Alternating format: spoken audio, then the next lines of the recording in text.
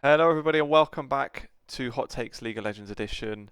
The gang is all here with Davide and Ethan as usual. Um, and where do you guys want to start with the LEC this week? Should we get the biggest fan displeasure out of the way? Maybe start with Fnatic, because I feel like this is one that we sort of just forget about Fnatic every week and just pick them up at the end Yeah. as they sort of crawl through into playoffs. But then, yeah, now it's kind of all blown up, I think, a bit. I think it's fair to say. Um, mainly from it's not even mainly from the loss that they had though, right? So they lost to NAVI in the upper bracket of playoffs, so they're down to lower bracket already. Was pretty convincing, and then it was like a comment from GrabbZ on Esports Maniacos that's like totally set the whole thing off, where he talked about the lack of support staff. So I think someone asked him directly about only having like one assistant coach, and then he basically says like, yeah, I'm not like he's not happy with that situation, and even says something along the lines of like he was promised things in the off season that didn't happen, which is quite mad to come out with. Um, so yeah, what talk me through your thoughts, guys, on Fnatic's mental boom that they seem to have like clockwork every 6 months. Yeah. Um, I don't know, man. I feel like every year is looking like the previous one with this team. It's kind of weird because, again, not only it's an historical team, but it's a team that is always at the top, right? Like, even if we can criticize them, even if we can realize that they are a team that it's been 8 years they haven't won title. Even with all that in mind, I feel like every year is getting like I just said every year is looking like the same, but like actually I feel like every year is looking worse than the previous one, and that's the biggest problem. Um, because when you look at it again in the humanoid Razork era, they were always like top two. They were always top two. So yeah, they couldn't cross that line and actually win a title. With G2 being so dominant and stuff. But yet they were always top two. Right now, last year they got they got they got overcame by KC, who actually won a title before them despite joining a year ago. And after that they got also outplayed by MKOI, who again won a title before them. Um, and those teams that are new, that are fresh, coming in with new ambitions, with big rosters and stuff, they are making stuff happen. They are taking it the extra step they couldn't. And then they come like in every year they qualify for World as well.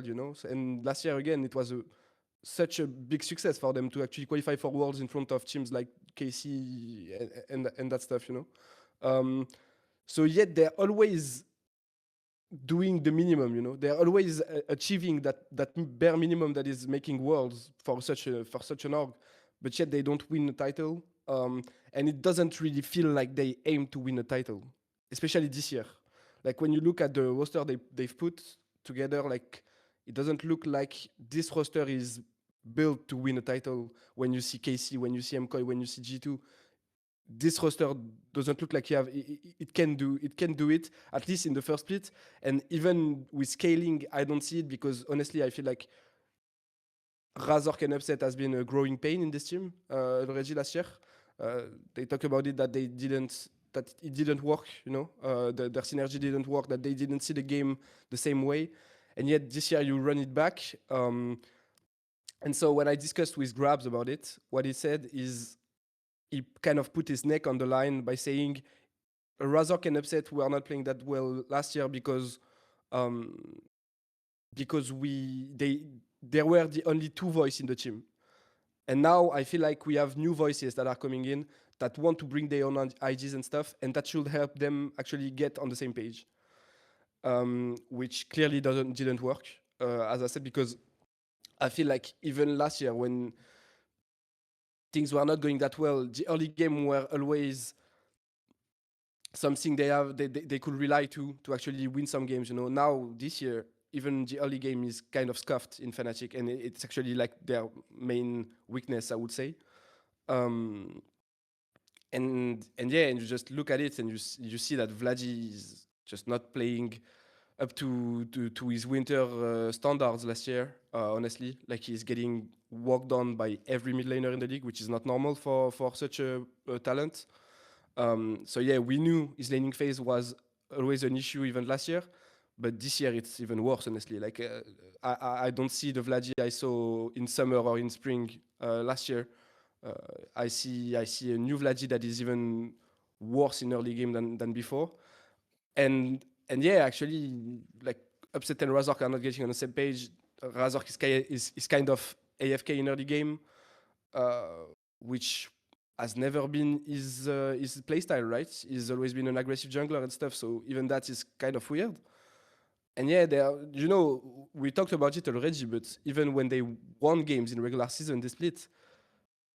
It was kind of I don't want to say stolen because no game is stolen, right? But like those wins were not deserved, you know. They were not winning anything or stuff. They were just like outplaying the opponents in team fights in the later stages. But they were never like they never won a game that was like completely clean where you said, okay, Fnatic is back, Fnatic is looking fresh, looking good. No, you always thought, okay, they won that game, but should have they won? No, they shouldn't because they lost that. They didn't play for any objective, and you know that's just not acceptable when you aim for the top. So yeah, I just feel like when I look at this roster, when I look at how they play, I just feel like honestly, if they don't change anything by spring, this team will stay the same. You know, I don't see the perspective of this team being actually a top team or a top contender. You know, they will not be better at any moment of the year than KC than even Vitality. When I look at how they play, MKOI, G2, all these teams, even honestly, Giant Six Navi looks like they have way higher ceiling than this Fnatic roster. So yeah, I just don't see it. Maybe I'm full, you know, but I don't see it. And if actually they stay together, I will be. Oh, I will be very disappointed. Honestly, I feel like they have no choice but to change something for the next pick already. But I think last year the roster looked. I mean, it more or less was a super team roster last year, and like early on they looked good, and the fact that that roster couldn't couldn't work it out and came under the same issues in the end, and it was pretty much a miracle that they still got to World somehow. But then the changes this year, I don't think you really look at any of those changes, like apart from Vladdy coming in, who you could see the potential of it being a really good move, but still obviously had his issues from KC as he joined. So that was even one that had a bit of an asterisk on it. So you didn't really look at the moves and say, okay, these are obvious upgrades. We can see how Fnatic's going to be better now. Like it kind of did look like downgrades apart from maybe Vladdy, which again had an asterisk. So I wonder, like, is it even that surprising? I feel like this getting into the playoffs and then maybe not really going anywhere in playoffs is roughly maybe what would be expected. I don't know. Yeah, What were you going to say, David? I think if you just look at the result, at like mere results, yeah, you're right. But when you look at the games, actually, it just look like this team is not going any further at any time of the year. Honestly, like the ceiling is already there. I feel like we can see it. Even if they upgrade, like even if they themselves like give it their all and actually upgrade in laning phase and stuff, I just I just don't see it because the team is too dysfunctional in many ways. You know, um, yeah, as we said, the win were not even deserved to me. So it's not like they made it by actually winning some convincing games and stuff. No, everything was, you know, back and forth. Everything was kind of meh. So yeah, I don't see it. My issue with Fnatic um, is basically the fact that they basically have been talking about the same issue for like since the start of the LEC Versus. And despite them having now a little bit of time, because they had a little bit of time, it feels like they haven't really progressed much. And the other fact is kind of like a foundational issue, which is they can really. I don't say they don't get along with each other, as in like the players. I think like the play styles do not match well with one another, because there are so many multiple instances where Razork wants to fight, wants to go for early aggression, and you see that the other, neither Vladi or the bot lane are in position to do so, or they probably prior their position themselves. And so it makes it a situation where Razork cannot do much because he's basically shackled by both lanes. Um, Upset would like to have more attention towards his bot lane, but he doesn't get it. And then Vladi is kind of a main between, where his laning phase is lackluster right now, so it makes it a lot harder for him to actually join fights. And then Empiros is kind of in a semi-weak side state because they've probably realized that they can't really play strong side around him, and it's probably not even worth it because the meta is not really favoring that way. So I think there's like a couple of factors that are outside of the control, but like a lot of them are within their control, and the ones within their control we haven't actually seen much from it. I actually don't think that, like you said, like making playoffs is the goal, but like for me it's like being 8th in a 12 team league is not what I expect from Fnatic. Even if like next split, for example, they're top 6, I still think it's far away from what I would expect from Fnatic. Definitely. On the other hand, I would also agree with the fact that this year's LEC mid pack is a lot stronger. So like aside from G2KC and MKOI, I think GiantX and Vitality have already proved us so far that they're pretty good, and also there's NAVI as well. So it's like if you take those 6 teams in, then Fnatic comes 7th. So the only team that they can realistically beat, they should beat on paper, is Team Heretics. But even then, I don't even think, like I think that Team Heretics actually has proven more in terms of progressing or like improving than whatever did Fnatic so far. And the whole discussion about like stuff missing or like Fnatic struggling probably a little bit financially and them downsizing the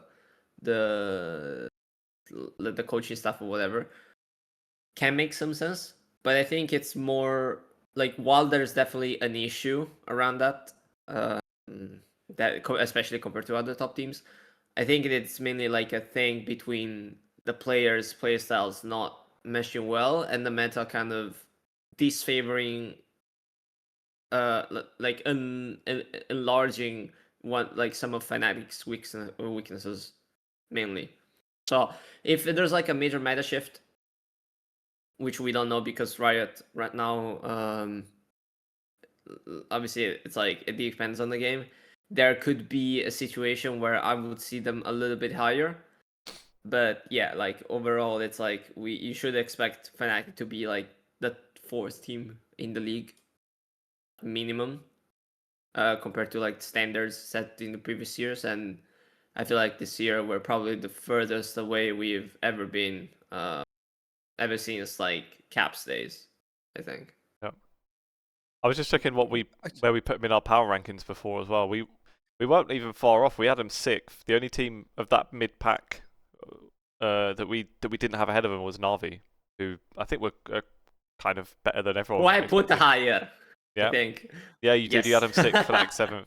We have Fnatic 5th, to be fair, me and Ethan. But yikes. In fairness to the GrabbZ comments as well, like I would say, and this is just from it was a translation that kind of did the rounds, and at least assuming this translation is all correct, it wasn't like something he brought it up and was saying it was a pain point for them, like of his own accord. It was like the person interviewing him that brought it up, saying like, oh, we see these teams are signing assistant coaches,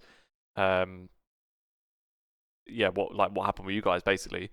And he does say like he doesn't want to use it as an excuse. The way that he sees it, it just means that they have to work harder. But yeah, he does say in there, just to say the exact quote, at least from the translation, he said, "We have no staff. That's just how it is. I don't want to give I don't want to give this matter any more weight. Gax and I have to work harder, and that's it.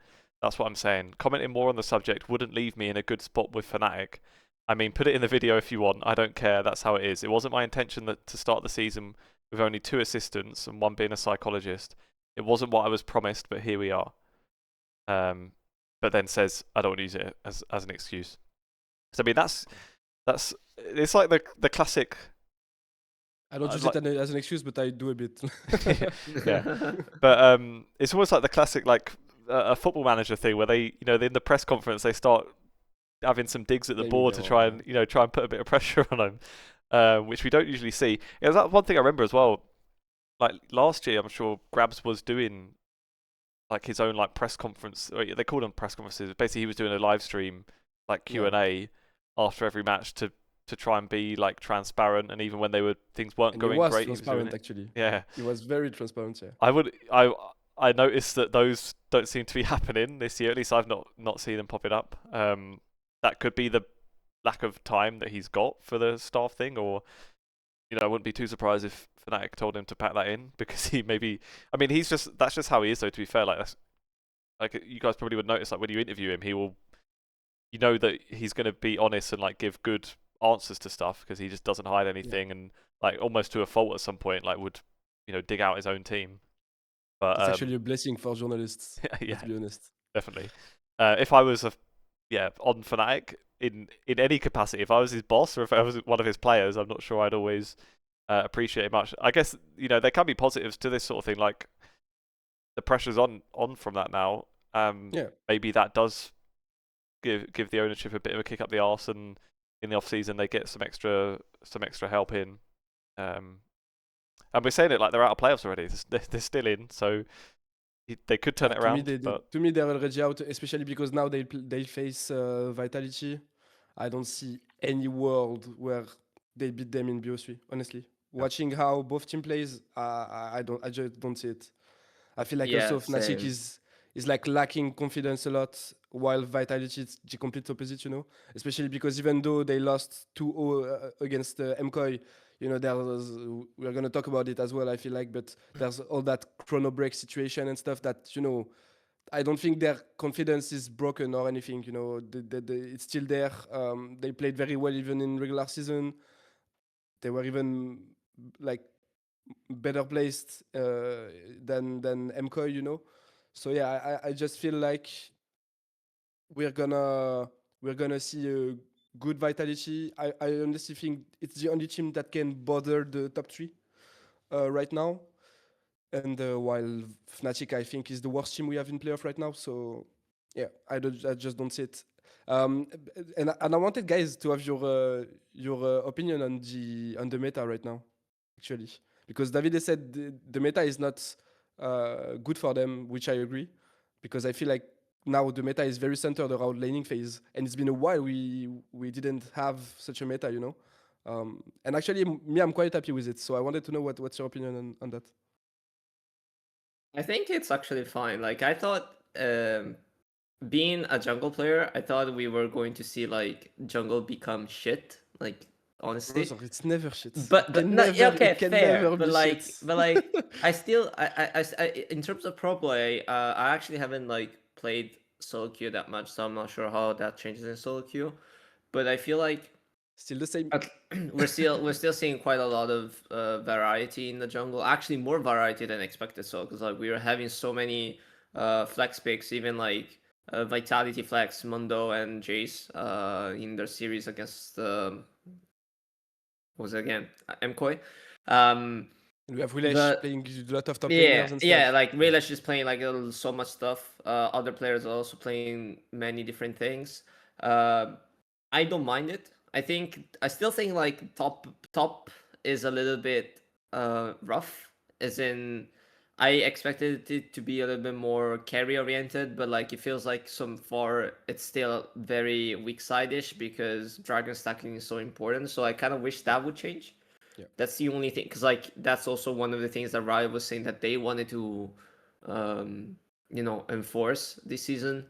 So there must be something around Drakes probably lowering their power, or like find a way to change their stacking or something, um, to make it work. But aside from that, I don't mind it. Like I feel like we are seeing a lot more willingness to find trades in the laning phase, which makes the laning phase itself a little bit less boring to watch. And so like there's a little bit more action happening in the first 10 to 15 minutes. Even yesterday, I think it was KC and GX that were constantly trying to 2v2 both in mid lane and in bot lane. Yeah. And So even G2 Heretics was kind of yeah, the same. even G2 TH. So it's like I think it's fine. I don't mind it seeing right now. I'm questioning whether we will be fine by the time we get into internationals, because judging by what's happening in the LCK, I think the level is a little bit lacking. I must say, but yeah, I think I'm seeing quite a lot of positive stuff to me. Yeah. Actually, not only from after this first round of playoffs, not only from just um the meta itself of just the way the teams play, the top teams are playing. Like MKOI definitely was up for me. AC is super up for me. I want to talk about KC a little bit more after, because like I feel like there's a I feel like they're kind of like becoming FlyQuest from last year. They're always like one step ahead of everyone. Um, Maybe that's a bit of a stretch, but it gives me that impression of how they were the way they're playing the macro. Because like there were some instances yesterday when they were playing against GX that there was some super Yeah, I agree. like not like insane stuff, but it's like the fact that they're already working towards that direction means that they're well confident about what they're doing. Yeah.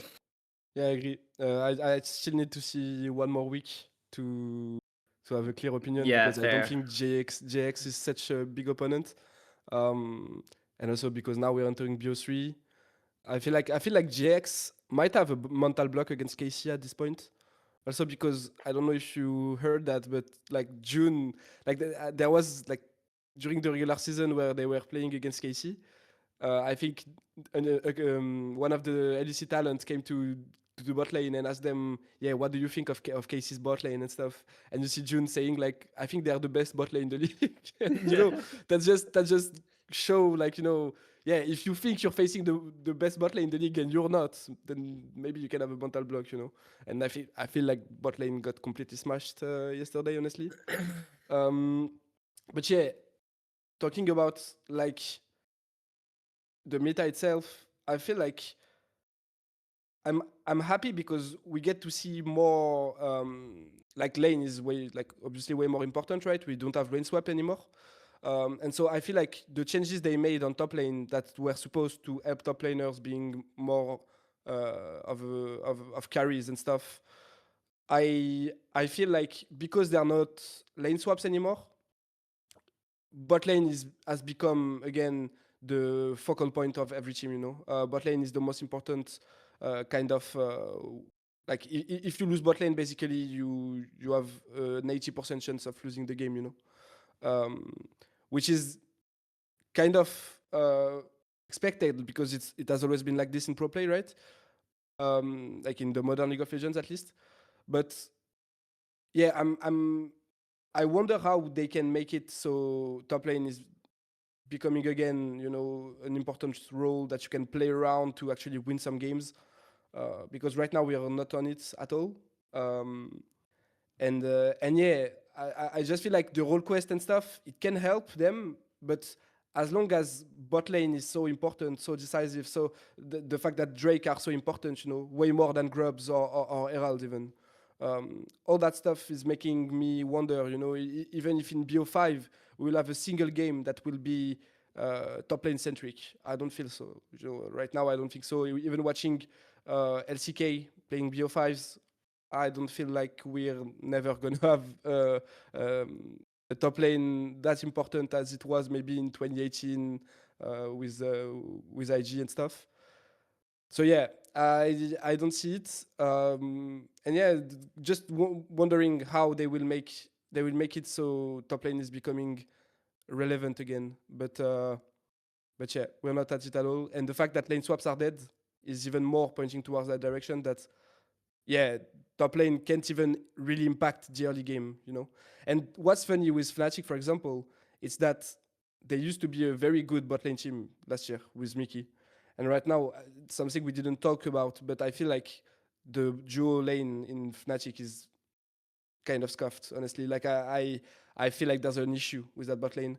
I remember GrabbZ telling me that Lospa and Upset were kind of finding their footings, but Lospa was very like seeing Upset as his mentor a bit, you know, asking him stuff, always asking him what he thinks of that, and being a bit respectful with him. Not when he's not agreeing with something, he won't say it loud, you know. He will need Upset to actually come to him, ask him, "Do you think it was good or bad what I just did?" And then Lospa can answer. You know, it's not. There's still that relationship that maybe pull them back a bit, or maybe it has evolved since the 4 weeks they played together now. But at least I know from the start and in the bootcamp in January, it was like that. And yeah, while I do think like Mikis, for example, will never hesitate to say to Upset, yeah, this was completely shit what you just did, you know.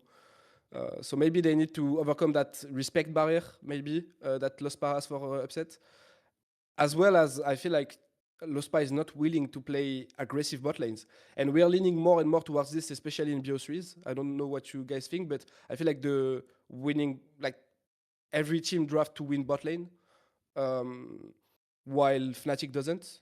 Like they even it's even if they don't play for top lane, kind of, you know, having like both times I feel like it's Ampiros who got the better matchup of the bot lane and top lane, you know. So yeah, I just don't see.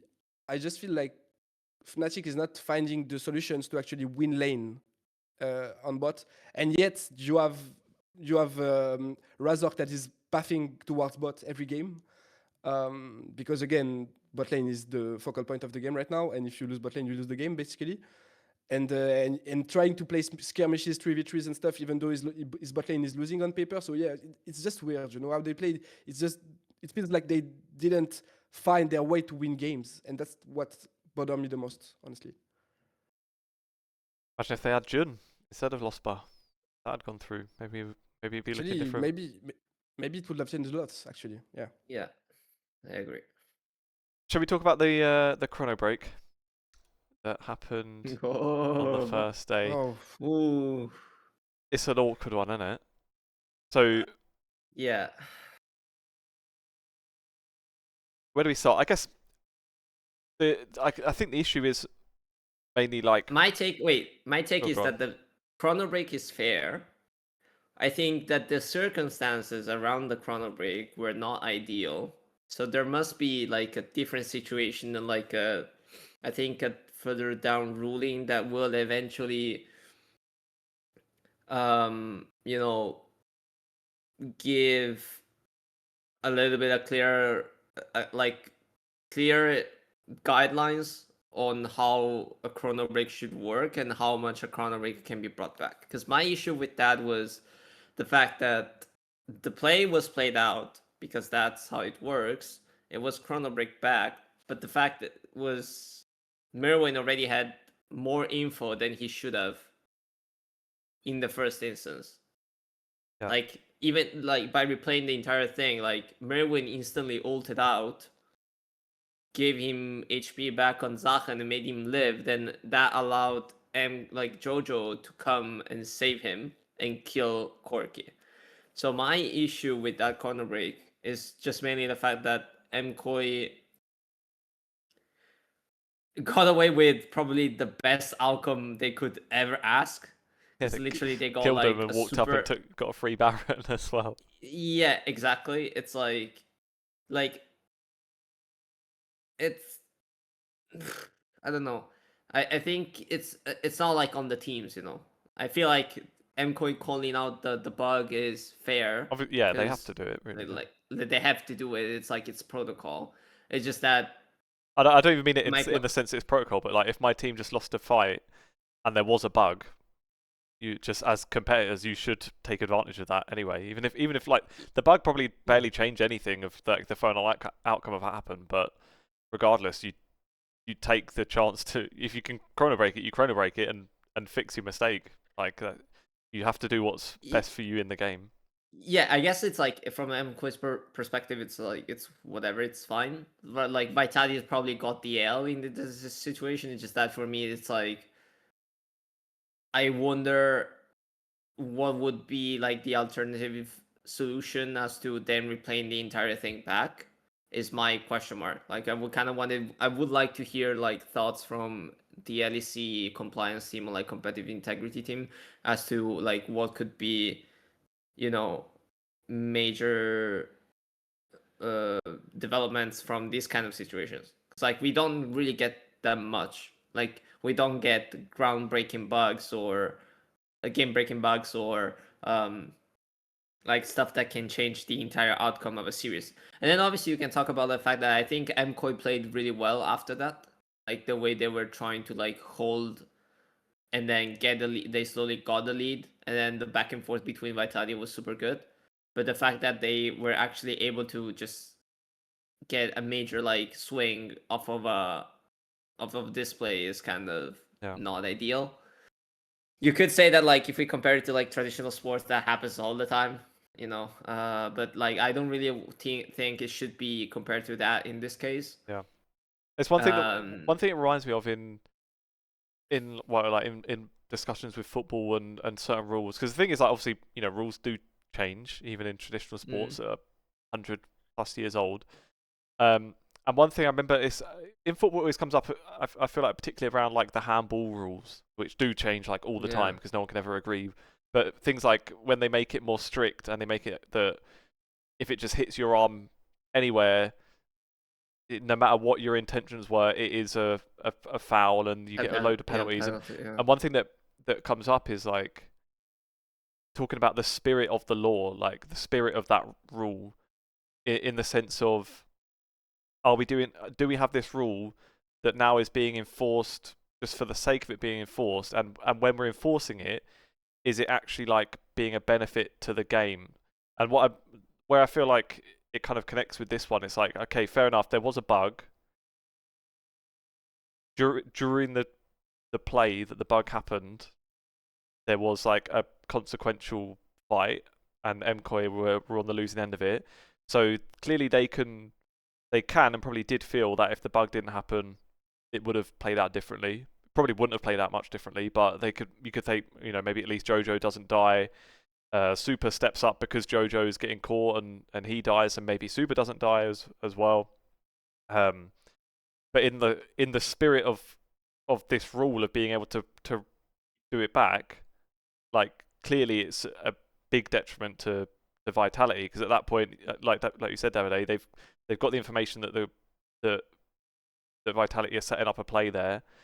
Vitality know that they've got that information, but regardless, if they do nothing, then they've kind of wasted their time and wasted their tempo by going down there. So they probably feel like they've still got to try and force a play and make it pay off. And then obviously it doesn't, and then the whole thing is totally flipped. So it's like it probably is.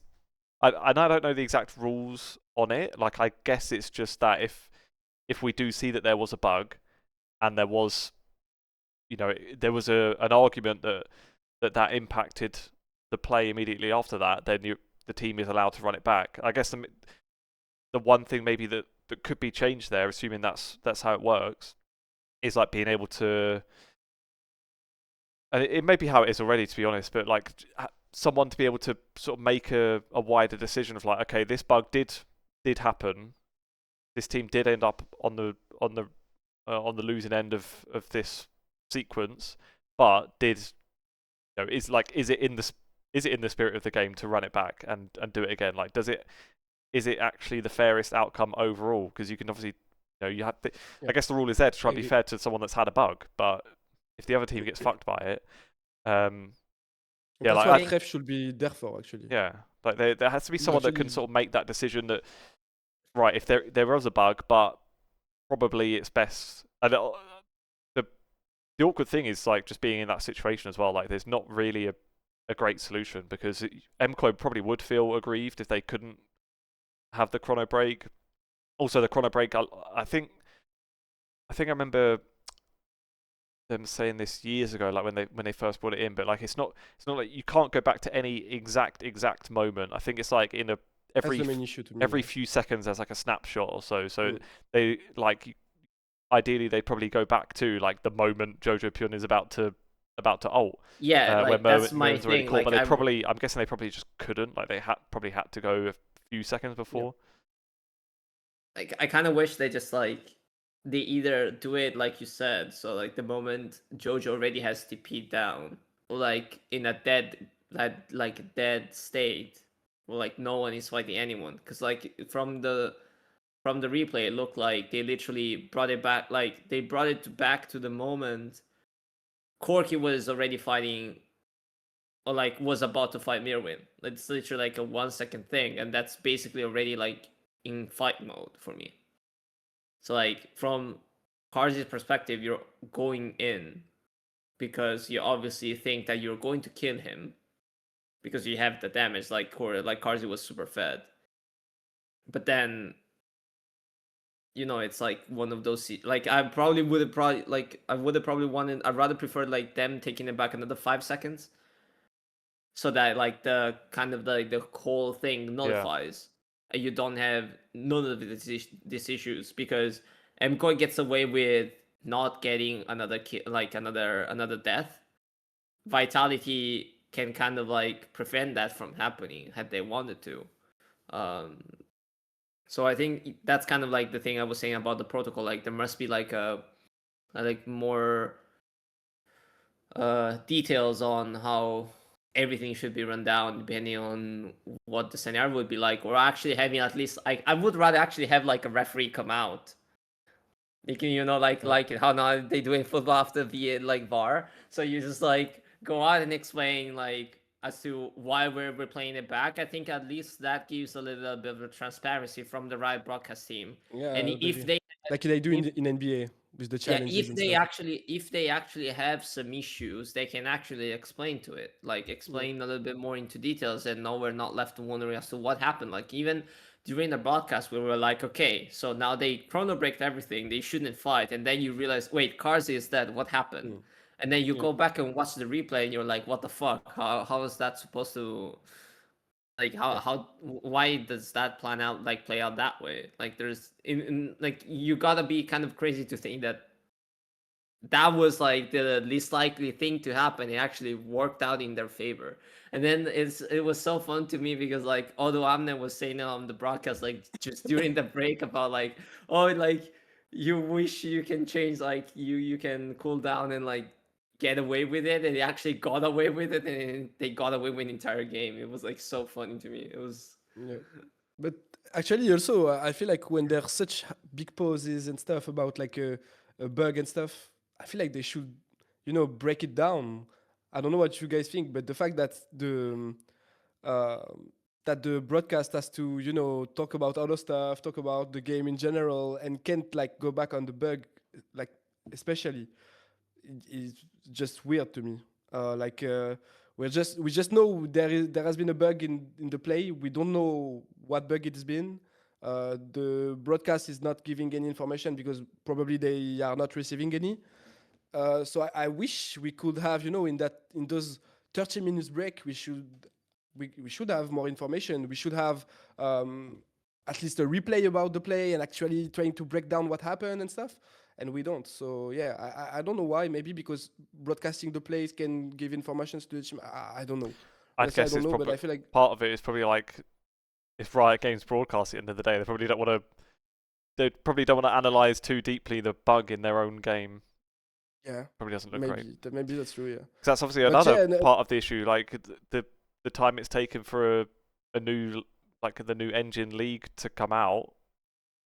If maybe that things were upgraded sooner and there'd be just less bugs in general. That would help. Yeah, that's what I was about to say. Like this Talia bug, we know it for a long time. You know, the fact that Talia can drop off the wall for no reason. So like that, it's a bug that has been here for a long time. So I know there are many interaction, many places in the map that she uses her ult and that it's not working very well and stuff. But you should be able to actually break down this bug and at least at least just try to fix it. I don't know, because this bug has been here forever since Talia has been reworked and stuff.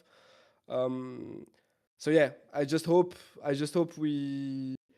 they finally fix this. Also, because what's funny is that Jojo had thought he had a similar bug in a match a week ago, which actually happened to not be a bug, but yeah. But yeah, to come back on the play itself, yeah, I just wish they could run it back. Like the Chronobreak should start when he was already rising on the wall.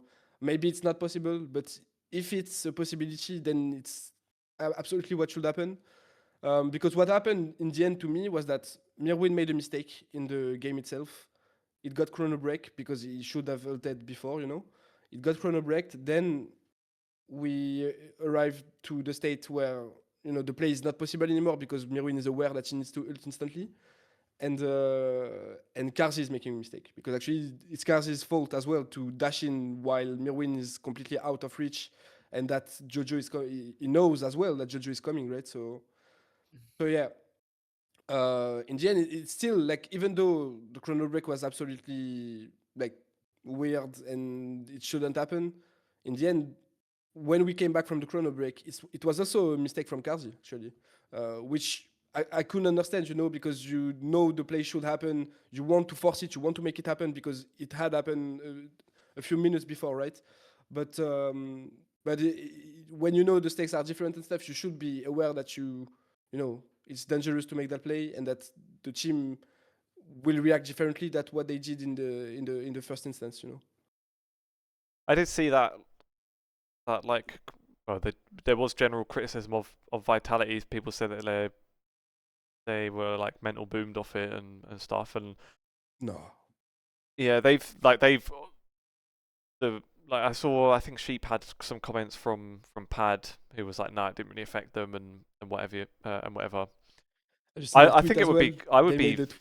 They made a tweet like with like a recaps, like you know, the caps recaps without caps and stuff. They made something similar but with Vitality, and they were like actually joking around about it. Like they look fine, honestly.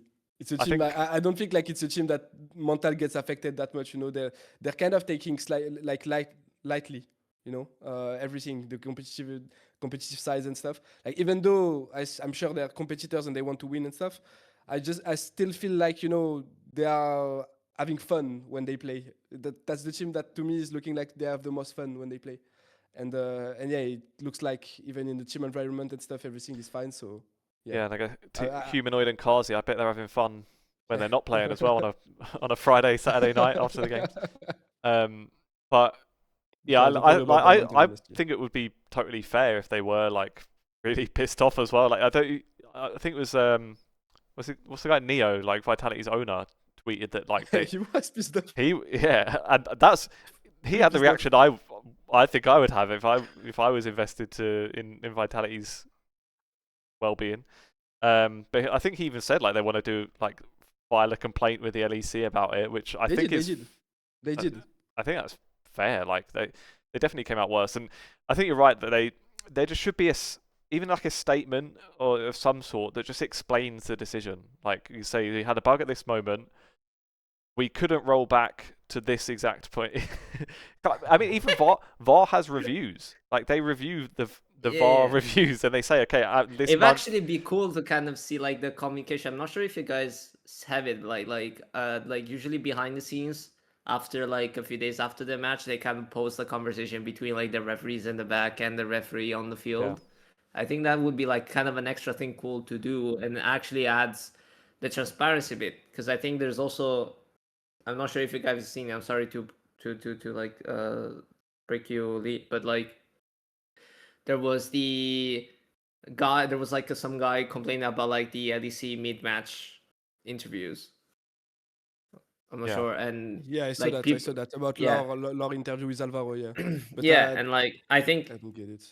like I get okay, I understand like some people might like. I'm actually not a super fan of it because I don't think it's the way that it's being done is ideal, but at the same time it's like you need those moments because it gives more transparency. So I don't know. But what do you mean the way it's done is not ideal? Like, why is It's that? Because like it's like straight after the game. no, it's not like it's straight after a game. I think it's probably because it's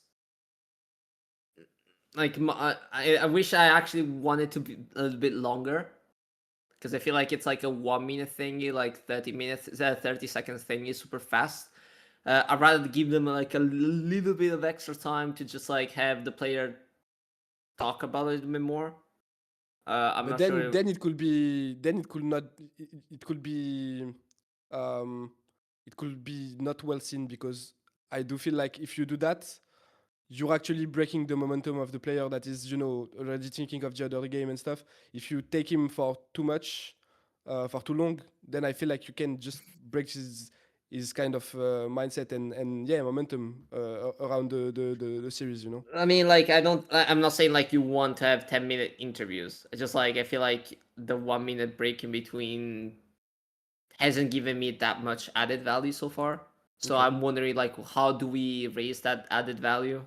Uh, Okay. Slightly longer for me would probably be a not like a decent try to see whether that changes anything. If it doesn't, then I'm definitely like fine to like be in the way it is. Or like at least have someone, I don't know. Would be cool to have the coach, I think, because usually coaches are super good at talking, and unlike the players, they already had all the time to kind of like analyze and prepare for the next match. Um, But do the you thing is with the coaches, to me, like the most of their work is in between games. So if you see, so if you take them during the like from during the break from one game to the other, you're actually breaking as well their momentum and their Yeah, work, fair, most of their fair. work. Like I understand. Like yeah, I'm just like stating a few solutions to Yeah, see I get whether it. that would change, and then obviously if it doesn't, I'm not like satisfied with the way it is. Okay, That's okay. what I'm say. I would probably want to see like a few swaps just here and there to see how it is and if that changes the sentiment or anything around it. But yeah, like probably this is probably not ideal either. But sorry, Lee, for That's fine. breaking your speech. Off you go. No, that's all right. I don't remember what I was even saying. I think just about the statement. Yeah, it just needs to be clearer, like what the things were and why they made decisions that they made. Like if there's a reason they can explain it, then great. But they And should say that. actually, they should take inspiration from. I really think they should take inspiration from the NBA. Like it's so cool to see the actual ref um, explaining why he took that decision, explaining why arbitrary he thought this was the best decision and stuff. Um, and yeah, you just have more insights on what happened, because it's actually a work as well, and it should be to me a public work to be referee because Yeah. you're influencing the game, and especially in such high stake moments in playoff, in such important game, when you take that decision to chrono break and to get it back to that point, maybe if you can explain that's how the game works, we cannot, chrono break it to the moment where Talia was riding the wall. Then it changes a bit of the perception we have of that chrono break. We could say, okay, then it's completely fine if Karzi knows that it will be at this time that the chrono break will occur, or just that the ref has no choice because it's not up to his job to chrono break it at the right time, and stuff like that. Like there's a lot of uncertainty and blur situation in all that. And if the ref could actually explain what happened and why he took that decision and where it will chrono break because of what reason and stuff, it will just help in general to just just have more just be more clear Yeah. eye about what's happening. Bring esports VAR to LEC, please. We want it. We Wait, started was the the movement. Chronobreak was VAR, wasn't it? That's as close Yeah, as you it's a bit get. of that actually. What we need is the VAR reviews. Yeah, that's what we need. Yeah, fair. Right. Are G2 back? I think so, yeah. I think so. That's why I'm very hyped about the next match. I feel like even though I feel like MKOI is looking better, I don't feel they're looking as good as KC and G2 right now. Especially because I feel like especially G2, they're back in such a form where they can take down teams that are looking actually fine, like Heretics, in 25 minutes straight, like 2 games in a row. Even the second game was the most shocking to me because, like, first game they were just stomping and snowballing everywhere, while the second game was much more back and forth, and yet they just they are just so fast on the map and on rotations um, and on objectives to actually make smart decision, play fast. And that's actually the thing is with KC, for example, I don't feel like that's their main strength to actually accelerate the pace of the game, speed up things.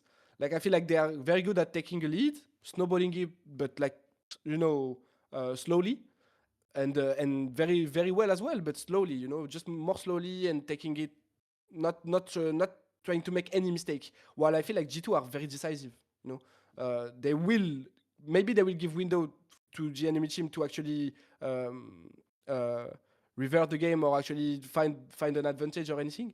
But even though they will give them that, they will also in the exchange take more. Like it's either the opponent gets to that window and actually just turn the game the other way around.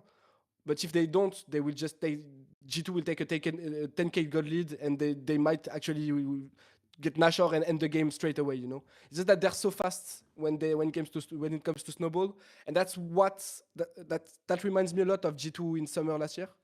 That's why I'm also very happy about to see them that way, because I felt like this kind of playstyle from them was lost in the start of the season. But yeah, right now, even in the last game of the season, I don't remember. Yeah, they were playing Fnatic. Well, actually, Fnatic is not looking that good as well. But yeah, it just looks like they know how to snowball games very fast, and that's kind of the opposite playstyle to KC, which is taking it well and slow.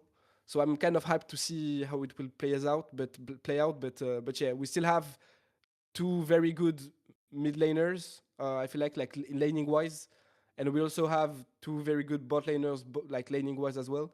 So yeah, and G2 got that again. I feel like we also have two very aggressive jungle. Like in early game, I'm very hyped to see this match. I feel like it's the two best early game team we have in GLC right now. Even like MKOI, for example, their bot lane is not as strong as those two, like for sure in laning phase. So yeah, I'm very happy. I feel for whoever's going to be against either of these in the loser bracket. That would be not very nice.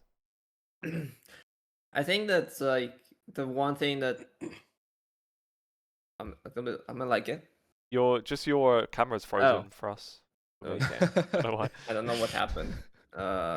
Okay, but how are you doing that? You'd be a good ventriloquist dummy person. Talk without moving your lips. You're actually looking so serious in the camera as well. That's the most I don't know what happened, so I'll reload the thing and then okay. share your. Is it share your camera? Should be. Yeah. Okay. You see me now? There we go. You're back. Okay. Okay, it's a little bit scuffed, but it's fine.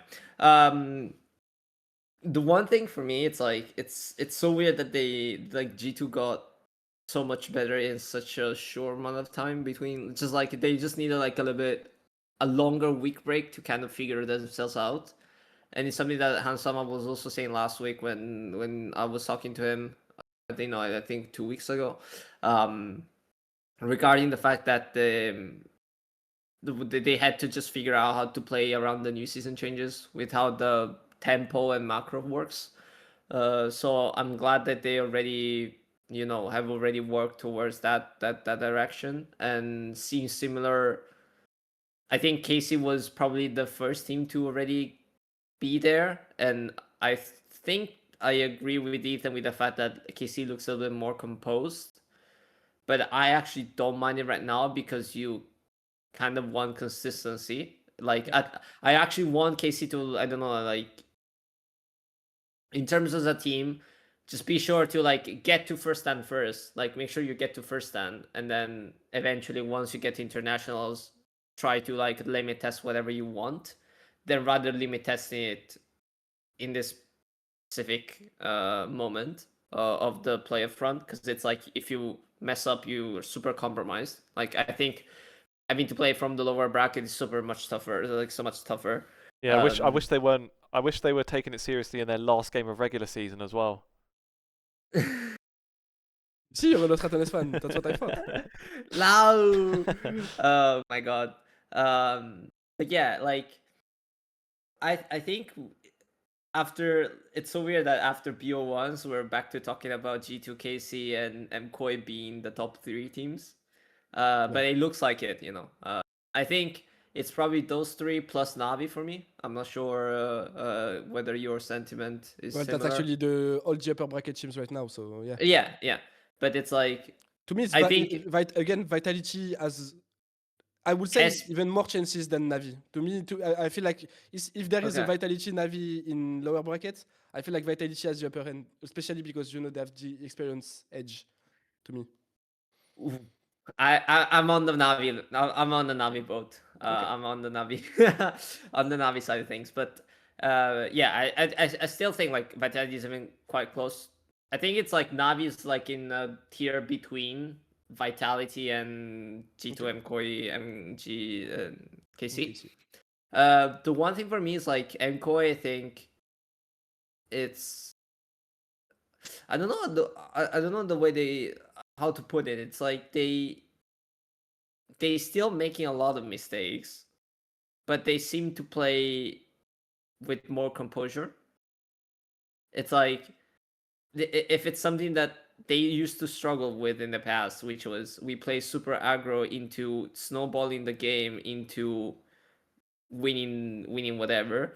They seem like they're a little bit more comfortable playing disadvantage, like early disadvantage, even with early disadvantage, which is actually good to me. I think it's actually more of a positive thing. I just think that the team is making still quite a lot of mechanical misplays that you wouldn't expect. Although I would say that I think the shining point for me on that series against Vitality was Super. Like aside from a rough early game in game 1, this guy was kind of smurfing, I must say. Like it gave me that like Gala, China, like LCK. Calm down, man, calm down.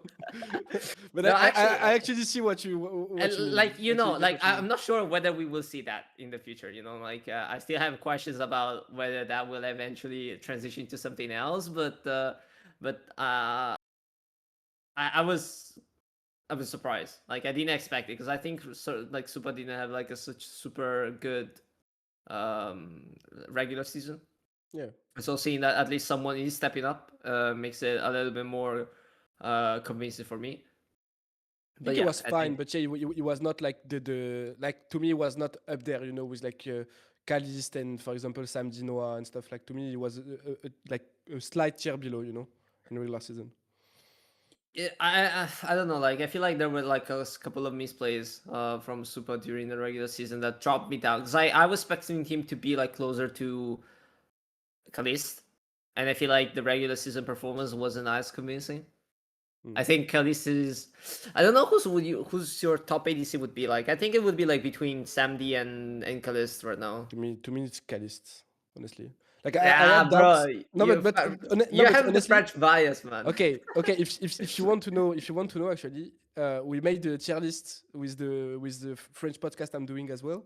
Yeah. And we made the tier list of JDCs, and I was the only one saying that to me Samji should be higher than Calist. That Samji should be 1 and Calist should be 2. I mean, if you look at stats, Samdi did have better stats in regular Really? season. Okay. I Yes. didn't even look Like, at stats, but it's just like like to me, it individual was so stats. consistent. To me, it was so consistent. While Kalista had some, you know, like to me, the biggest thing with Kalista is he didn't have to do as much as Samji, for example, for his team, because this team is already smurfing all around the place, you know. Like to me, Yike was the star of KC during relax season. Kana was the star, but Kana is the CEO of GLC anyway. Yahoo and Busho were doing very good stuff, you know, with around Jack, actually playing around Jack. Was actually Kalis just had to farm up and play in team fight, you know, and click in team fight, but he didn't have to do that much. While I do think like the last series he actually completely smurfed it and he actually was the main carry of KC. So you see, that's the thing with this team is that I don't see where the flow is, you know. I don't see where the weakness is, because even when you think, Kalis doesn't have to do much, you see that when he has to do much, he can take on that role and be the best ADC in the league, you know. So to me, that's why this team is so scary. But yet, I would say I kind of want them to play at a higher pace in the mid game. Because while I do think, they can snowball, they can, when they have a lead, they don't let it go and they actually win the game in the end. I feel like it could be faster, you know. I feel like in that game one against who they were playing again. Against JX. That game one against JX, the game should have ended like 6 minutes ago. You know, when it ended. Like I feel like they were kind of slow taking the Baron.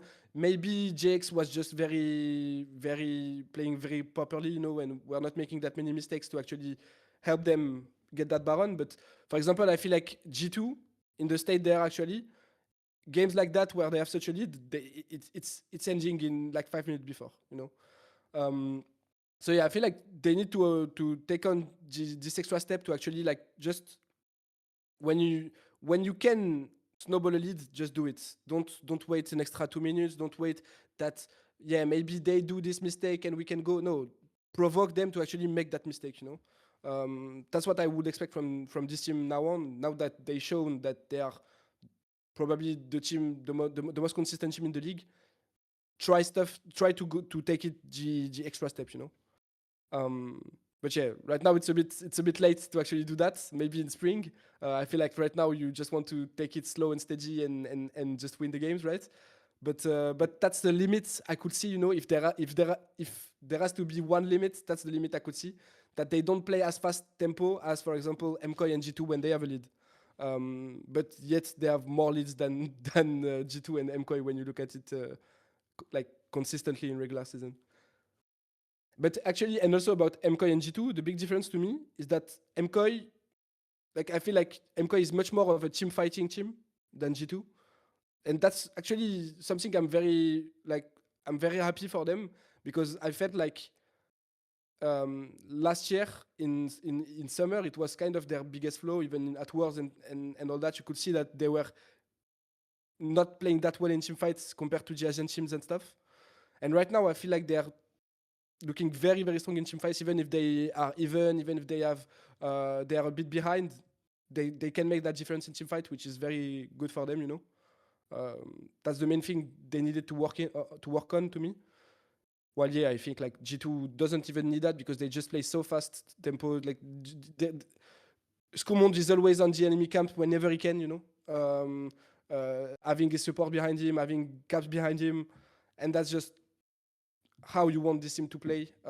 They just have very smart players that know how to play around the map and stuff. They have a very aggressive junglers that love to farm up, that love to contest any camp he can. So I love to see them playing on the limits like that. Maybe against KC, it won't go that good, because I just feel like mechanically they are better. Decision making wise, they are better. So it will just be a fun series for sure. I hope it is 3 games. And if there's a stomp one way or the other, I would be very surprised, honestly. Okay. Shall we just do the last thing on the LEC before we move on then, which is that one team out of the playoffs is out of League of Legends forever. I was a bit surprised, to be fair. maybe it's denial, but all the public stuff was going in the direction of they were done after LEC Versus, and that was going to be it. It just still seemed kind of surprising that it actually would finish, since it was such a project with so many fans and so much hype behind it. They already had, they could get big sponsors even with Red Bull and what have you. So if they'd have found a way to keep it going somehow, then yeah, it was a successful project. So it's kind of a bit surprising for me to see it end. Just to go back to last week for a moment, because there was like a lot of debate in the comments last week about the viewership stuff, and I was quite surprised just the number of people that were arguing against something that just like was a plain fact that that Winter last year did have a higher peak viewership. Like that was quite funny that people argue that literally is a fact. The numbers exist, but yeah, that was kind of crazy. I was more surprised about the fact that so many people actually thought there has been match fixing in. Like, that's true. That's so well, I mean, crazy the obvious I thing. still think that the fact that they say it, it's like it drives me so crazy. The obvious thing with that is like they were locked into playoffs. The match was meaningless for KC, so it's just motivation, and that's not a KC issue. That's a format issue that always has been with these kind of regular season things. It used to happen every year, like especially when it was like the 18 game regular season. Every year G2 would get 9-10 wins, and they were like basically in playoffs already, and then they would just start throwing games because they just don't care, and it wasn't even in their interest to be playing the best. It's not even they don't care. It's that they're trying stuff on stage. Yeah. You know? They're trying to see if this comp can work and stuff for BO3s. Yeah. To just have more tools, and that's exactly what KC did. And I don't know if you can throw. How can you throw the stone at them, because that's just how it works. And if Los Ratones was in the same situation, they would have done the same. And really, the thing that's cost them is losing to KCB. Like that's the biggest thing at the end of the day. And even Kydrell said it again. Like he said that it was on their ends. They couldn't make it, and that's it. So yeah, I just hope people like. Even if you claim that there has been a match fixing, hope you're not like that dead serious about it, because honestly, it's very weird if you are, because like, how can you imagine a team that is paying millions to be in the league would actually take risk to match fix just to bother Los Ratones, to bother Kydrell, or to contest any decision that has been made from Riot? Like, it doesn't make any sense. Honestly, it doesn't make any sense even for the players, why would they actually ever win trades? This doesn't make any sense. It's like the typical thing with like any kind of conspiracy theories, when it's like usually the most likely outcome of like what is actually the truth is just what is just more like just generally. I don't know how to explain it. Like it's. What you're saying there, like for it to actually be match fixing, for there to be that conspiracy that was true, it would mean that, exactly as you said, a team that's paid however many millions to be in there is actively gonna discredit the league. Taking risks. You'd need 5 players that are competitors that will always want to win. You'd need them to actively want to lose in their efforts of getting another team out of playoffs that was one of the weaker teams. At least for most of it, that they would probably think they would be fine to play against and stuff. So yeah, it's just like what actually is probably likely. Is it more likely that there's match fixing, or is it more likely the players just they were trying something and maybe it's a bit harder to be motivated because that match was meaningless for them. So yeah. But regardless, Los Ratones, the project is done.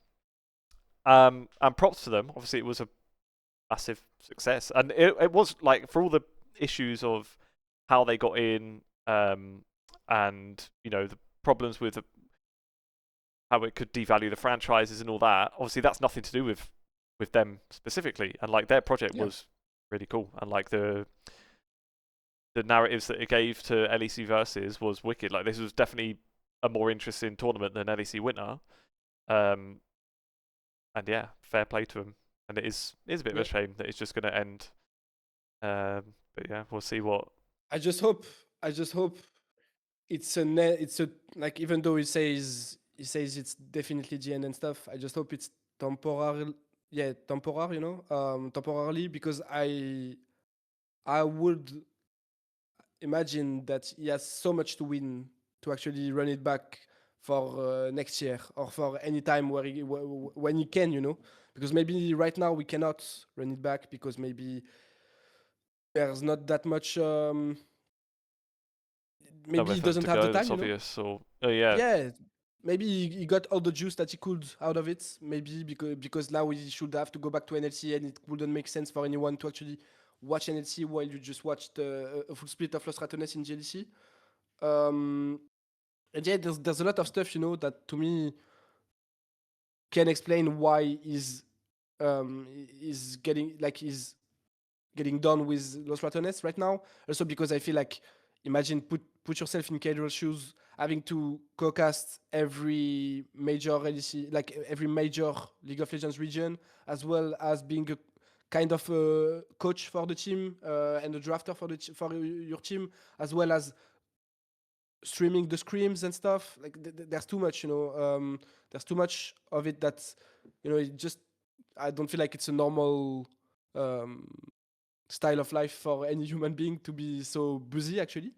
And yeah, outside of that, it's just not the time for him to take it the extra step. But like, if he can do it next year, I hope he will, because that would be very sad to me. Cadrell has entered that sphere like Kameto and Ibai, which are like leader of the lead influencers of the game, and it's just speaking to if you want to actually look at it in the bigger picture.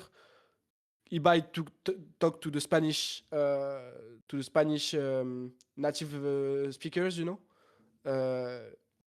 Kameto speak to the French speakers, and you really needed that voice to lead the English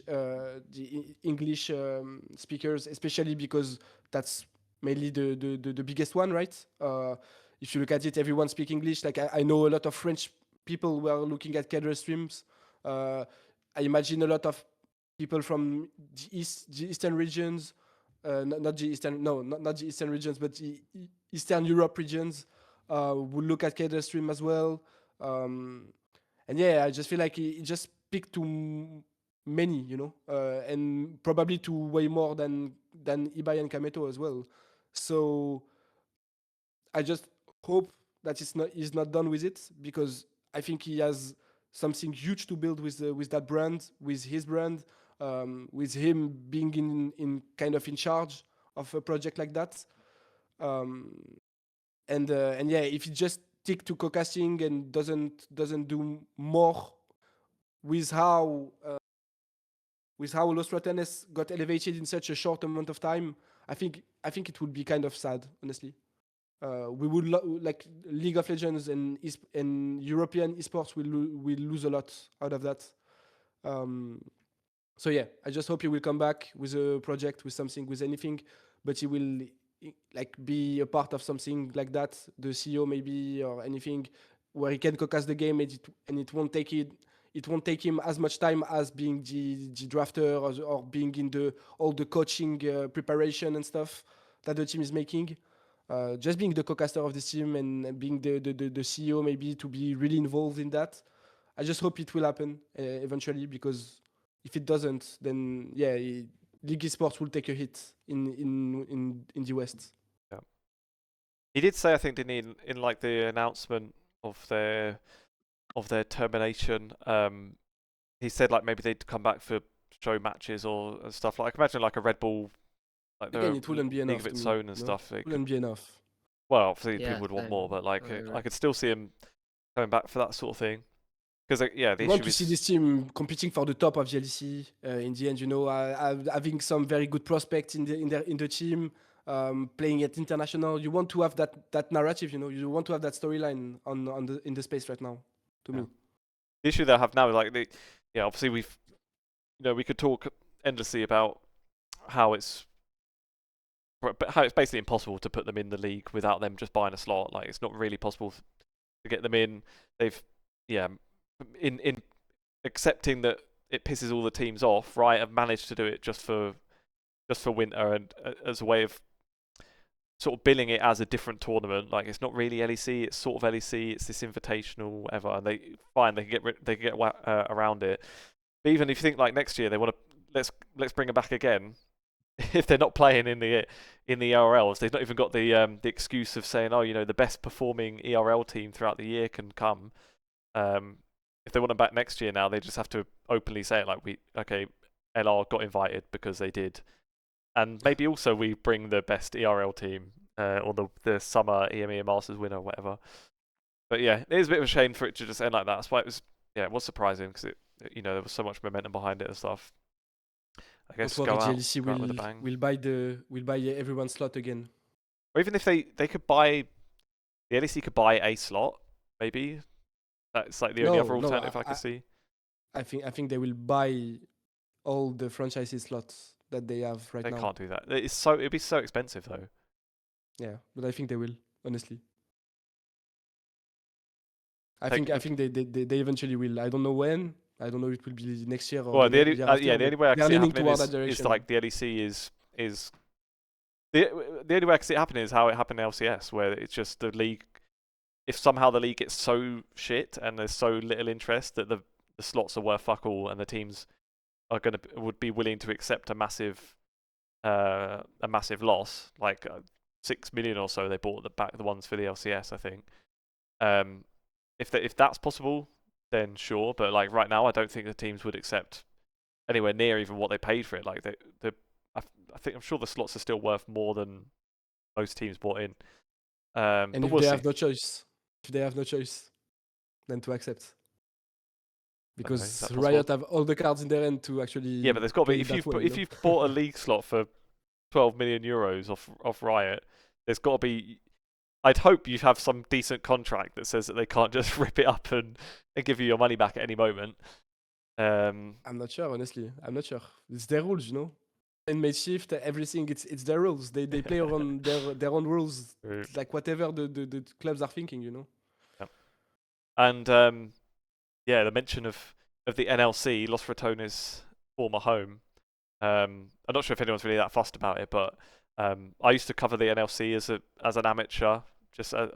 My first podcast was an NLC podcast. Well, actually, it was before NLC existed, when it was the UK league. But I don't know if anyone's seen that league has like totally crashed and burned now. Like Aragon, who was on the LEC last year, who had been working like as an analyst or a caster, I think, on the NLC as well, came out publicly that he's not been paid for work for like a very long time, and is chasing him up. And then the day that he was the only one.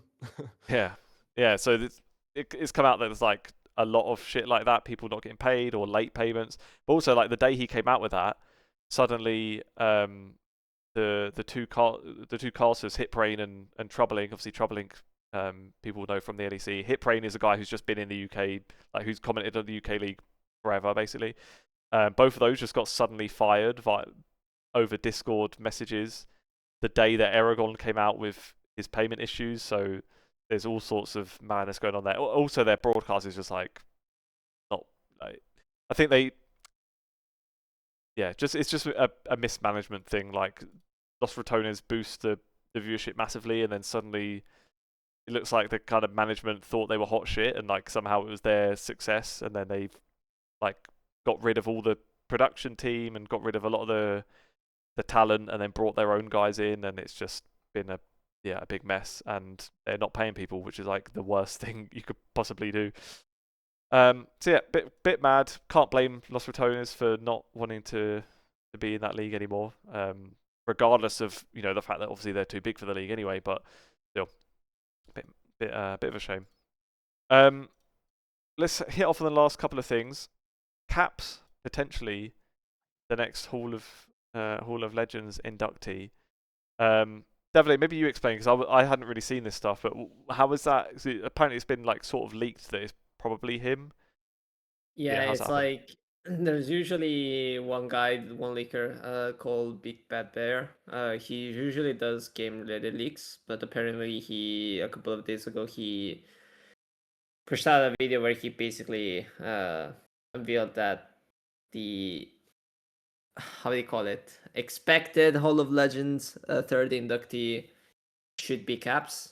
I don't really know where that information comes from. Like he's usually quite good at nailing predicting stuff on game. I'm not sure whether like how he got that information from, but apparently like GrabbZ is getting it, like it's fine, I guess. Him being third inductee in terms of expectations. Considering I'm not sure about that. we already had this discussion before. Let me use my take. I'm honestly Good, like I good. feel like there's so many other names that could be there, and in the past they said that there wasn't going to be any regional turnaround. So if it turns out to be GrabbZ, I would still be a little bit surprised. Basically, they would have been talking complete bollocks if it is GrabbZ after they said that the region doesn't matter. Like the whole thing for me is like I definitely think that if there's like an EU, like a Western guy to get it, it should be him. Sure. Like there shouldn't be anyone above him. Yeah. Even though I still rate Bjergsen very highly, like I would rate him above Doublelift, or for example, or probably close to Reckless. I think those three would be my top three, but not close to yeah, GrabbZ, like honestly. yeah, like I think it's like in terms of like influence from how GrabbZ came into the scene and like stormed into the scene and then basically led Western League of Legends for the past 7 years, 7-8 years. It's like mind-boggling to me. So it's fine from that perspective. Even though I still think there's like so many Korean names out there that probably deserve to be inducted before him. And I'm not really sure about the skins though. Like, because apparently they said that he is going to get a Silas and a Yasuo skin. Yeah, I think that I thought that was where the leak came from. Because if you talk about Silas and Yasuo skin, to me it's obviously GrabbZ, right? Like I definitely saw think like visuals, about the immortalized skin with Silas and Yasuo. So yeah, I think I Like, thought it was coming from there. I think it makes sense. Because like obviously, if you think of Silas, I think you can only think of him. Like he was even using the Worlds 2025 video. They literally gave him like a good minute of cinematic time on Silas. So I'm not really sure about Yasuo. Like I know it's apparently one of his favorite champions. Yeah. But I'm not really sure whether it's really iconic. I mean, But I guess I understand. I understand what like the marketing thing of selling a Yasuo skin. That makes sense. and also I feel like he's still very well known for Yasuo. I remember when TF was OP. Yeah, It was definitely. always his counter pick was always Yasuo. I remember that game against, actually, was it Jojo Pyun? I think it was against Jojo Pyun at MSI 2022. Okay. Where like he had that iconic play on Yasuo against his TF, and the Tam Kench going to the jungle and stuff. Like I see it, I can see it, and also GrabbZ has always been that mechanical guy that won't be afraid to play the Diana Yasuo with his with Jankos and stuff. So I actually see it. The fact that we have Yasuo is not to me as crazy as having Kaisa as the main champion of Uzi, for example. That was crazy. I mean, but yeah, I would agree still that to me Silas was the most iconic champion of GrabbZ. Yeah, probably. definitely.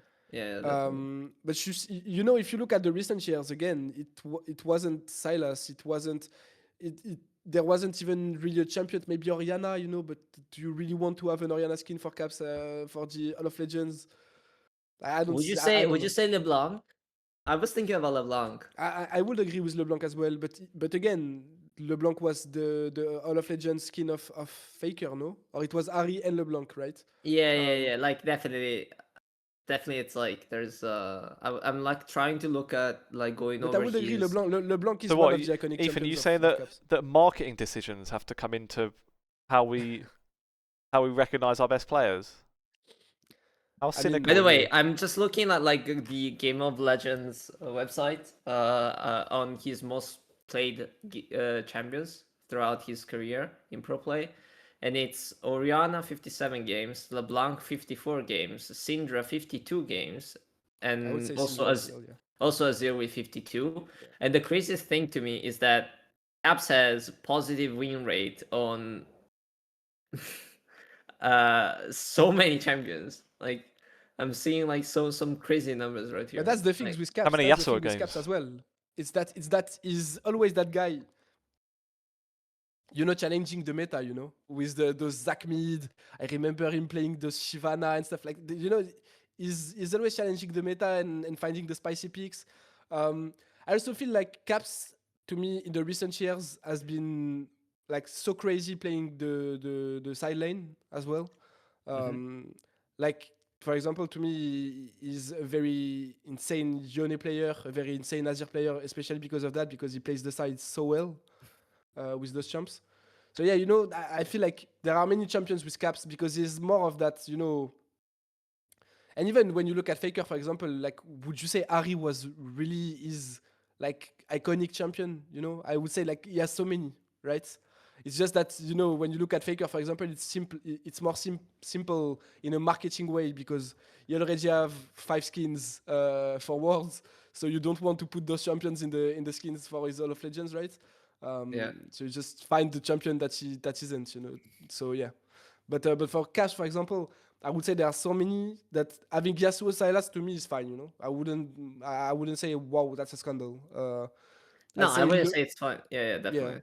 like it's okay. But I would say when I think of Caps recently, I would say I think more of Oriana, for example, or Azir or Yone, and even LeBlanc more than Sylas and Yasuo. But if you think historically, it's not that much of a big deal because those two are two of his main champions. There's so many picks. Like I'm Yeah. going down the list. This guy's played so much stuff. Like there's even like Viego, Callista, Zac, Kled. This guy even played Fizz and Katarina. Yeah. Even Draven he played. I mean, like that's probably when he played bot lane. No, I would Oh yeah, assume that would make sense. Yeah, probably, yeah. that was But the period when he played ADC. but honestly, guys, do you think it should be his time right now? Like Obviously when you look not. at the Obviously the not. legacy, all the players that have won Worlds and stuff, knowing that the second inductee was also a player that didn't won Worlds, it looks like they're trying to devaluate after devaluating Galaxy, they're devaluating the world's the world's value. It's a bit of a weird coincidence that the first three are the most popular player in 3 different regions. Crazy that. A really weird coincidence. Yeah, that's very weird. It is a shame. Like, well, it's the same discussion we've had before. Like all the players you could mention. Like Caps obviously deserves to be in a Hall of Fame for League of Legends.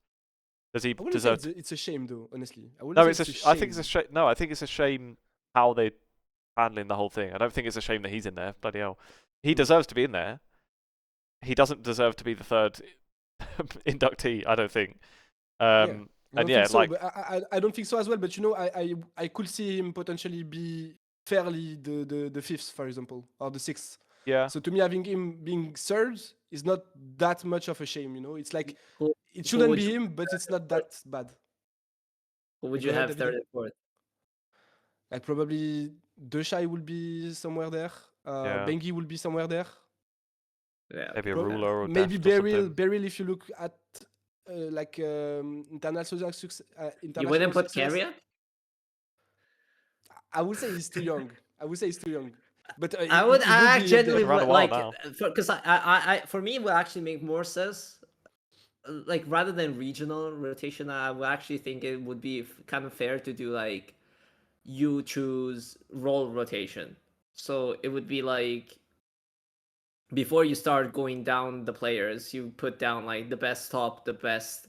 You've got the AD, you've got the mid lane. Now you do jungle support and top, and then you can kind of decide how you want it to be. But like for me, it would be But bro, it would the make issue sense. if you put Keria, the issue is you have to put Honor, then you have to put Zeus. Yeah, then you might see, and it's that's just a my village, you know? that definitely, like, I get it. I think like for me the question would be between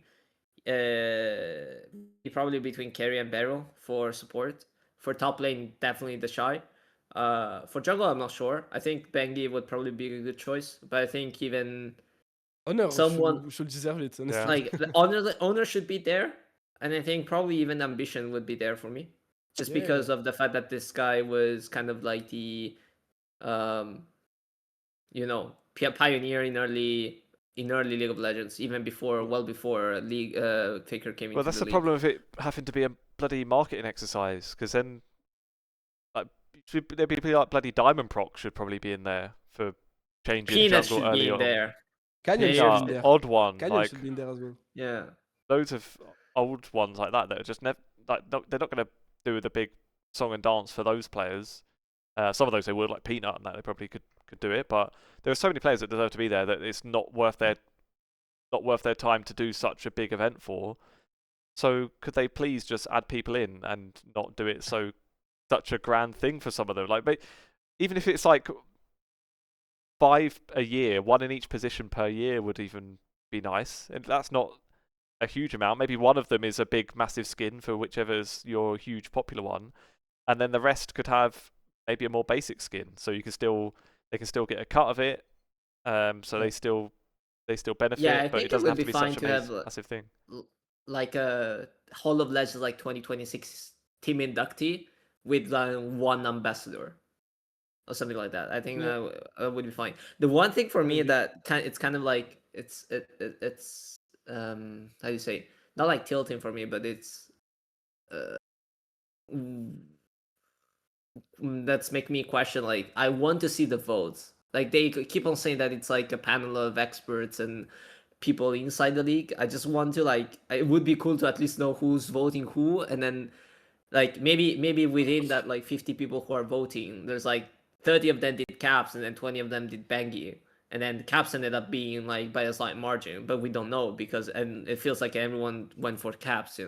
So I just want to, it's kind of like going back to the transparency thing that we were talking about via our reviews. Just like, give us the votes. I don't think you will get it on if you put Bengi over Caps or the Shy over Caps. But they said it's definitely like a vote, because I wonder if it's like a panel of people that say, all right, here are the next three top names, top 3 people we should do, and then the right exec goes, oh, Uzi, okay, we'll do Uzi. That one's going to sell the skins. Okay, we've got Keria, Bengi, and Caps. Oh well, I guess. Well, actually, that one they would do Keria probably for the money, but yeah. But actually, I'm not even sure it's a popular issue. I think it's more of a representative issue. I know they said that they didn't want to actually have that factor about like the regional, like that regional factor, basically, where you have one Korean and one Chinese and one Western player. Actually, I feel it's the case, because then even if you look at mid lane, for example, you would have an argument for putting Showmaker or Dwinby before Caps. Like even honestly, even though is more of new player, is not even anymore. But maybe Chovy, like, to me, will be a clear player that will be before Caps.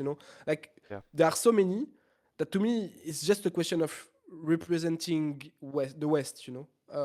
Why they put Caps this year. Like that, I can see another reason. Even though I know Caps is very popular in Asia as well. Like, I think it's very popular in China and Korea. Yes, it is. But still, like, to me, there are so many players that have achieved more than him, and that are probably even more popular than him.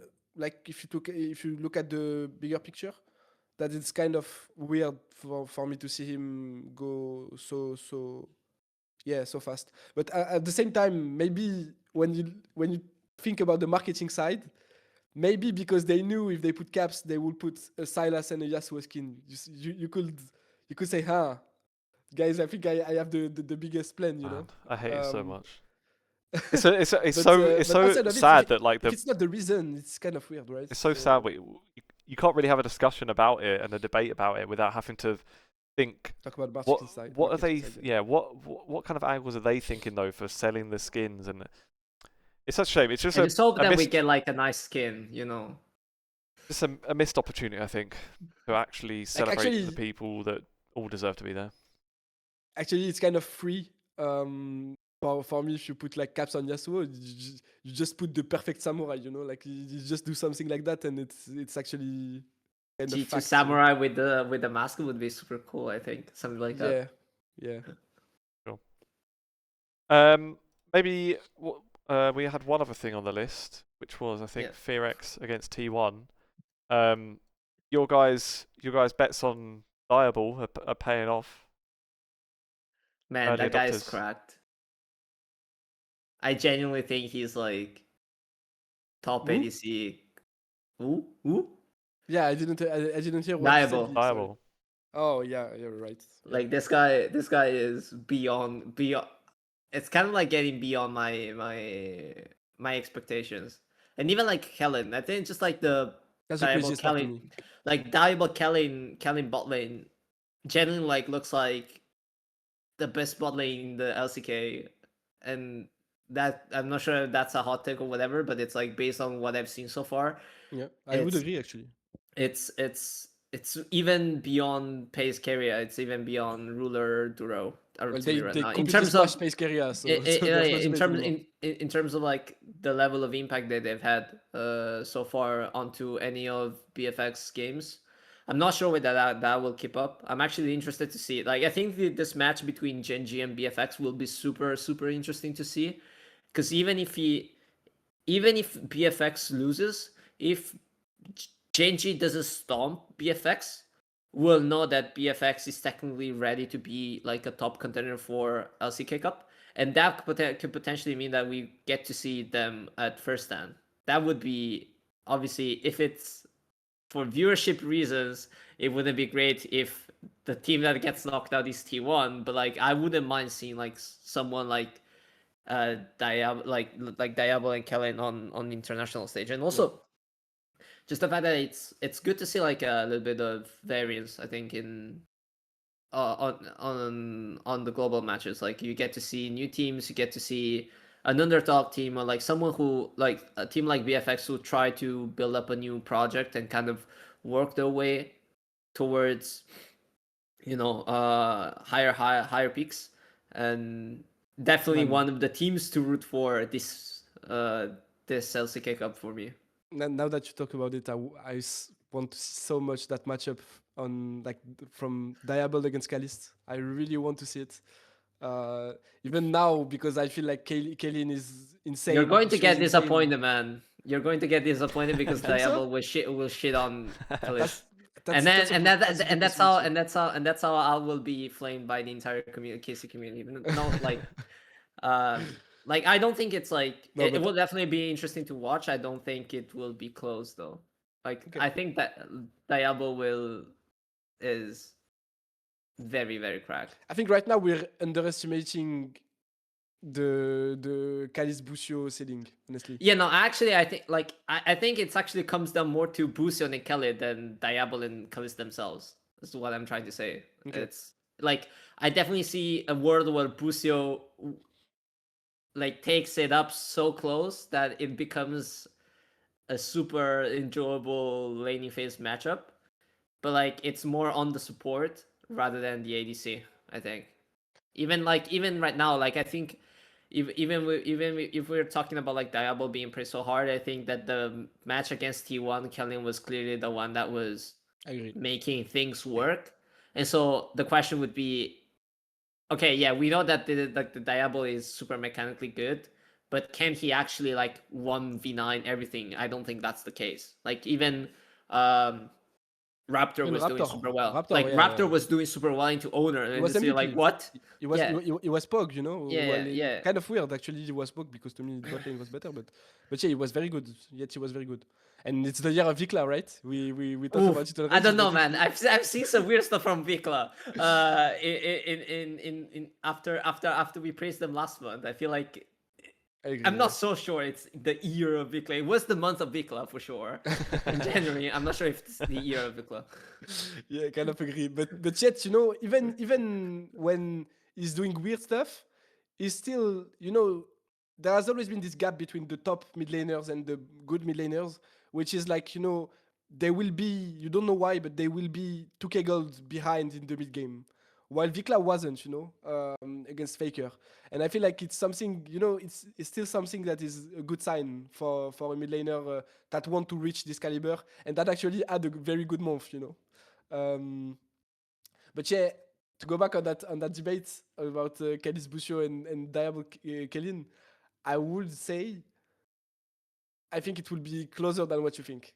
And I would actually go even further. Yeah, you would say saying that. No, but I would go even further saying that I feel like FaZe and Keria are a bit overrated right now.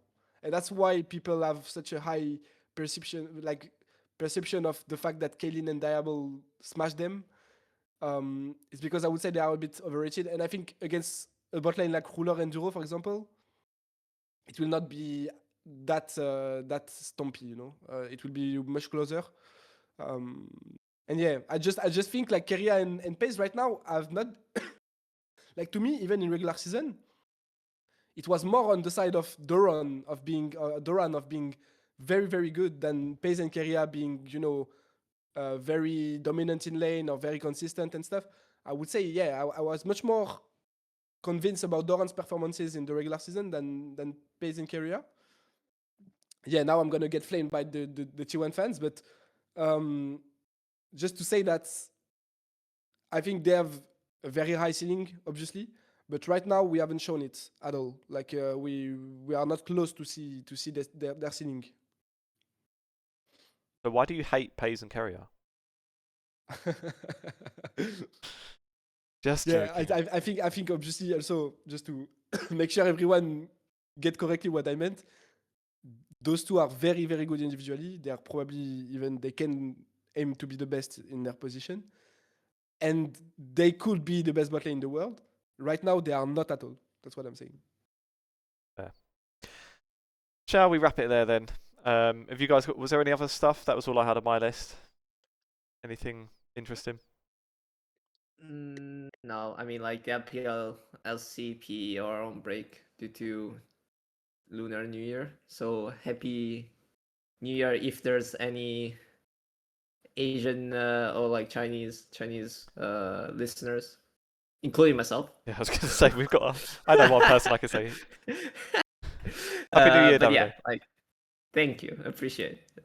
Let's hope that it's going to be another good year. Yeah, cool. Well, thanks for listening then, everybody. As usual, thanks for joining me here, guys. Thank you, guys. We'll see you next week.